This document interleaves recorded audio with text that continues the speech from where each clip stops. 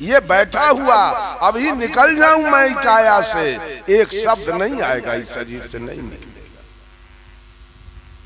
सारी और साहब कबीर ने कहा शब्द कहां से उठा तू है, कहमा जाए समय, हाथ पांव वाको नहीं तो कैसे पकड़ा जाए।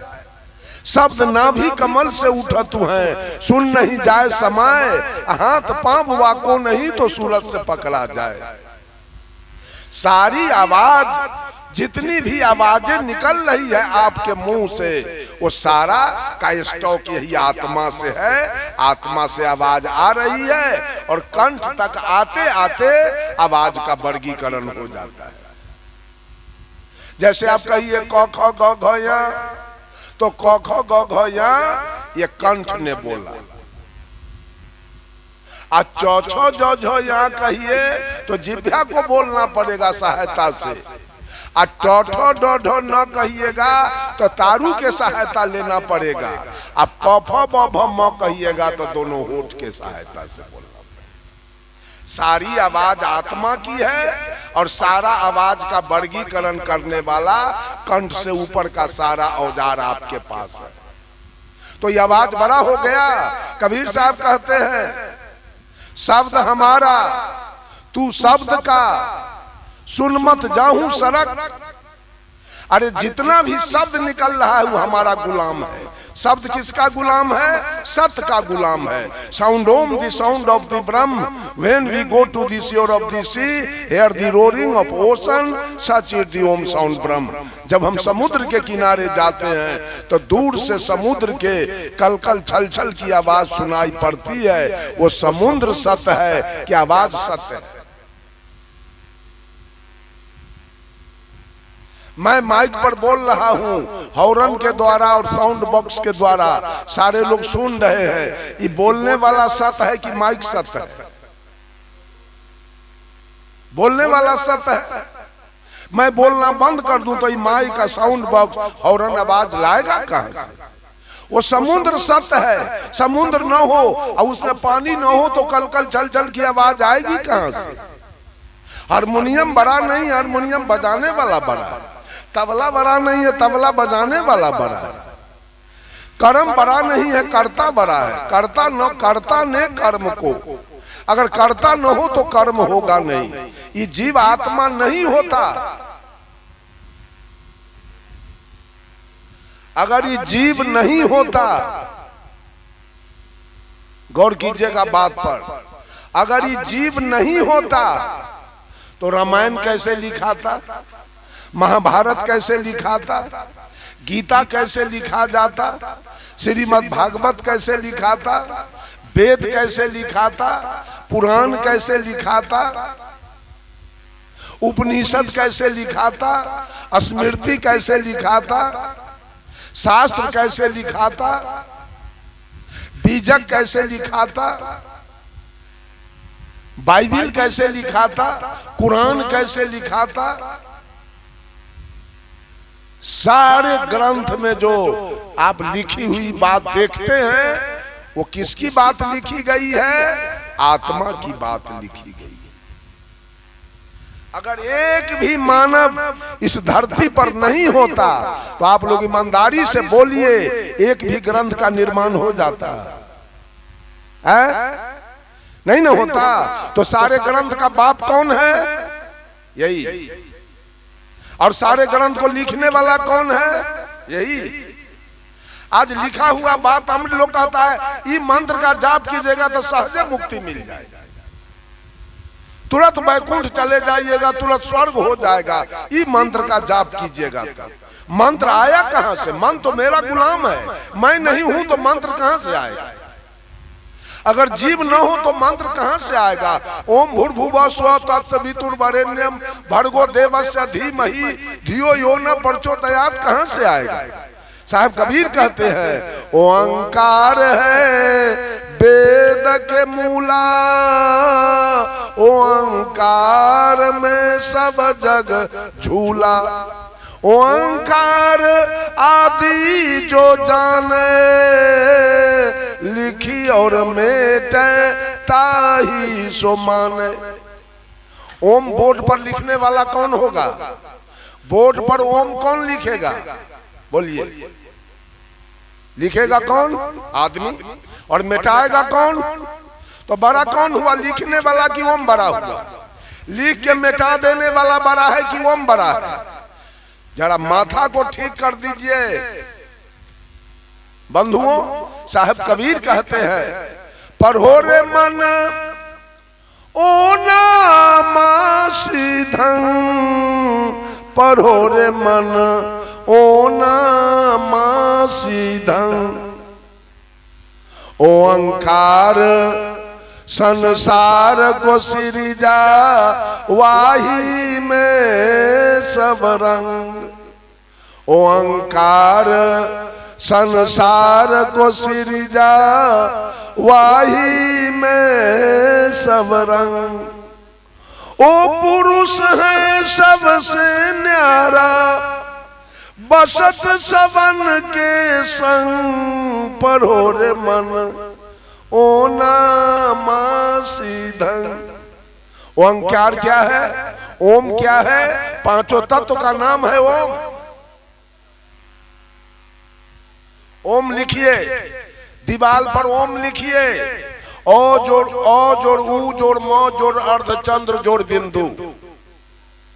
अ ब्रह्मा ऊ विष्णु म महादेव, अर्धचंद्र अद्या और बिंदु निरंजन। ये पांचों का मिश्रण नाम है ओम। अ ब्रह्मा काम ऊ विष्णु लोभ म महादेव क्रोध, अर्धचंद्र अद्या मोह और निरंजन अहंकार। यह काम क्रोध लोभ मोह अहंकार का नाम है ओम। अब्रह्मा काम ऊ विष्णु लोभ म महादेव क्रोध, अर्धचंद्र अद्या मोह और निरंजन अहंकार। यह काम क्रोध लोभ मोह का नाम है ओम। अब्रह्मा का इंद्रियानी लिंग, ऊ विष्णु का इंद्रियानी जिह्वा, म महादेव इंद्रियानी का इंद्रियानी आंख, अद्या का इंद्रियानी नाक और निरंजन का इंद्रियानी कान। ये पांचों का नाम है ओम। तो आंख रूप देखना चाहता है, कान शब्द सुनना चाहता है, नाक गंध लेना चाहता है, मुंह जिह्वा स्वाद लेना चाहता है और त्वचा स्पर्श करना चाहता है। स्पर्श के फेरा में हाथी मरता है, गंध के फेरा में भौरा मरता है, शब्द के फेरा में मिर्गा मर जाता है, रूप के फेरा में मक्खी मर जाती है और जिह्वा के फेरा में मछली मर जाती है। इसी का नाम तो पांचों का मिश्रण नाम ओम है। ओम हमारा कल्याण कहाँ करने वाला है? यही तो तीनों भाई का नाम है ओम। साहब कबीर कहते हैं, ओंकार संसार को सिरजा। उसी पांचों तत्व से धरती का रंग पीला है, आकाश का रंग नीला है, वायु का रंग श्वेत है, अग्नि का रंग लाल है और जल का रंग हरा है। यही अग्नि तत्व है महादेव, जिसको हम महादेव कहते हैं। जल तत्व है विष्णु, वायु तत्व है ब्रह्मा और अग्नि तत्व है महादेव। यही पांचों तत्व से मेरा शरीर बन के तैयार हुआ। साहब कबीर ने कहा, ओंकार संसार को सिरजा, वाही में सब रंग। पांचों रंग इसी में है, लेकिन वो पुरुष है सबसे न्यारा। वो कौन पुरुष है? ये जो बोल रहा है, इस शरीर से बिल्कुल अलग है, इसका कोई संबंध नहीं है। एक दिन संजोग बना तो शरीर लेके आया है और एक दिन शरीर छोड़ के ही निकल गया। जैसे करेंट कोई माइक से हारमोनियम से कुछ लेना देना नहीं है। करेंट को आटा चक्की से और तेल पेरने वाला मशीन से उसका कोई रिश्ता नहीं है। केवल वो अपना सत्ता दिया है तो सारे मशीन चल रहे हैं, काम हो रहा है। उसी तरह से आत्मा ने इस शरीर को अपना सत्ता दिया है तो आंखें देख रही है, कान सुन रहा है, नाक सुगंध दुर्गंध ले रहा है, मुंह बोल रहा है, खा रहा है, त्वचा स्पर्श कर रहा है। जिस दिन आत्मा इसको छोड़ देगा, आंख की क्रिया बंद हो जाएगी, कान की क्रिया बंद हो जाएगी, नाक का क्रिया बंद हो जाएगा, जिह्वा का क्रिया बंद हो जाएगा और त्वचा का क्रिया भी बंद हो जाएगा। इसी के फेर में पड़े हैं। ओंकार संसार को सिरजा, वाही में सब रंग, ओ पुरुष है सबसे न्यारा, बसत सवन के संग, पर हो रे मन ओ नामासी धन। दूसरे शब्दों में साहब कहते हैं ओ के बाद होता है ना, नाम निरंजन नैना मध्य नाना रूप धरं, नाम निरंजन नैना मध्य नाना रूप धरं, निराकार निर्गुण अविनाशी, लखी न पड़े वाके रंग, पर हो रे मन ओ नामासी धन। और ये पांचों का मालिक कौन है? मन। पांचों इंद्रियानी का मालिक है मन। और मन रहता कहाँ है? नैना मध्य, दोनों नैन के बीच में त्रिकुटी पर। और सारा दुनिया को नाश करने का धंधा यही मन का है। साहब कबीर कहे रक्षक कला दिखाई के, अंत काल भक्षण करे, जब ही काल के हाथ पड़े। ये काल कहाँ बैठा है? जागृति अवस्था में त्रिकुटी पर। और जब अर्ध सपना की अवस्था में आप जाएंगे तो यही मन कंठ में आएगा और नाना प्रकार के सपना आपको दिखाएगा। और जब आप सुषुप्ति अवस्था में चले जाएंगे तो ये मन नाभि कुंड में आता है, तब आपका नींद पड़ता है बनिया से। जब शांत हो जाता है तब नींद पड़ता है। सवेरे उठिए, आई मन यहाँ से भाग के फिर त्रिकुटी पर आके बैठ जाएगा और दिन भर आपको बेचैन करके ही रखेगा। कहाँ कहाँ दौड़ के जाएगा, कहाँ कहाँ से दौड़ दौड़ के आएगा। इसी की भक्ति कर रहे हैं, मन की भक्ति चल रही है।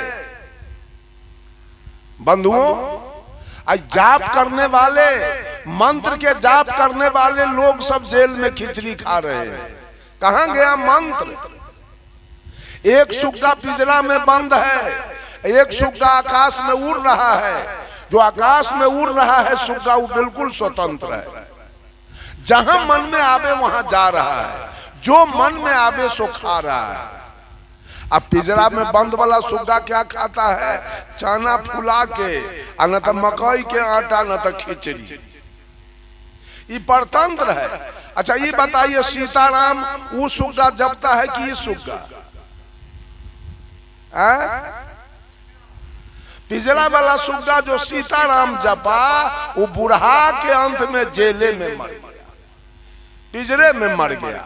और जो स्वतंत्र रूप से आकाश में उड़ रहा है, एक दिन सीताराम नहीं बोला, वो बिल्कुल स्वतंत्र है। एक महात्मा जी एक सुग्गा रखे हुए थे, रात दिन उसको पढ़ाते थे, मीठू कहो सीताराम।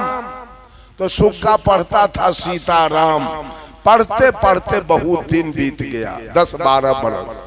सुग्गा सोच रहा था कैसा अभागा ये बबाजी है, रात दिन सीताराम सीताराम सीताराम पढ़ाते पढ़ाते दिमाग हमरा खराब कर दिया।